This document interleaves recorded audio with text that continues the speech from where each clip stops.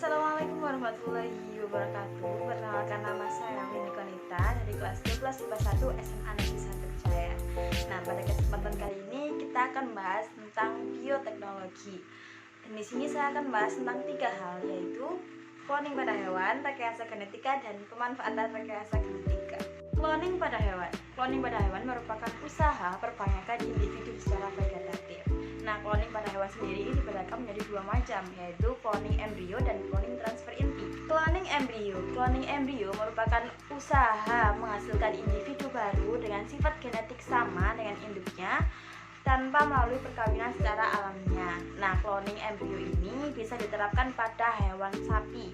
Bisa dilihat pada gambar di sebelah sini. Di sini merupakan tahapan-tahapan pengkloningan embrio pada hewan sapi.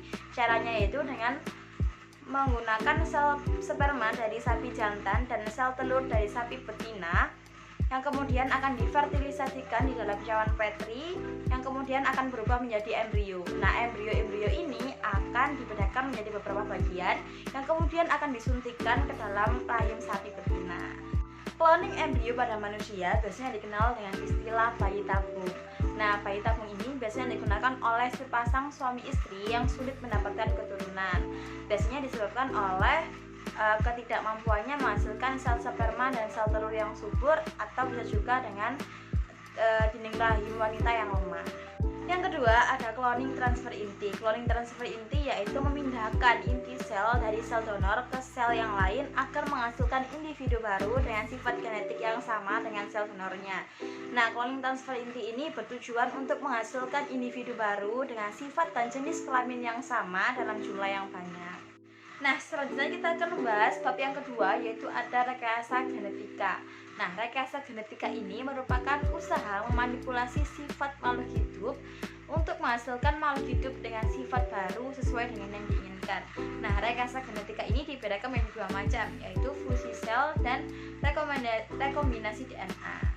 Yang pertama ada fusi sel. Fusi sel atau teknologi hibridoma merupakan penyatuan 2 sel dari organisme yang sama atau organisme yang berbeda. Nah, teknologi hibridoma ini telah dikembangkan untuk memproduksi hormon maupun antibodi. Yang kedua ada rekombinasi DNA. Secara alamiah, rekombinasi DNA terjadi secara pindah silang atau bisa disebut dengan crossing over, transduksi dan transformasi. Nah, rekombinasi DNA juga bisa diperoleh secara buatan, yaitu dengan pemotongan dan penyambungan DNA secara in vitro. Nah, pada rekombinasi DNA ini dapat dimanfaatkan untuk pembuatan hormon insulin. Hormon insulin itu hormon yang digunakan untuk mengontrol kadar gula darah dalam tubuh. Nah, akhirnya kita ada di bab yang ketiga atau bab yang terakhir, yaitu pemanfaatan rekayasa genetika. Nah, berbagai pemanfaatan rekayasa genetika antara lain yang pertama ada terapi gen. Terapi gen ini adalah usaha untuk memperbaiki kelainan genetik, yaitu dengan cara mengubah susunan basa nitrogen pada rantai DNA dalam gen. Yang selanjutnya adalah pembuatan vaksin baru. Nah, rekayasa genetika ini telah membuat vaksin baru loh. Salah satunya adalah vaksin subunit. Vaksin subunit ini merupakan vaksin yang dibuat dari bagian tertentu mikroorganisme yang imunogenik secara alamiah. Nah, vaksin yang berhasil dihasilkan dari teknologi ini adalah vaksin untuk hepatitis B, yaitu Recombivax HB Vaccine.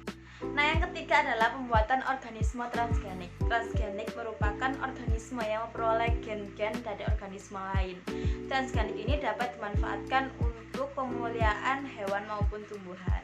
Nah, cukup sekian pembahasan dari saya. Semoga apa yang saya sampaikan bisa bermanfaat bagi kalian semua. Terima kasih. Wassalamualaikum warahmatullahi wabarakatuh.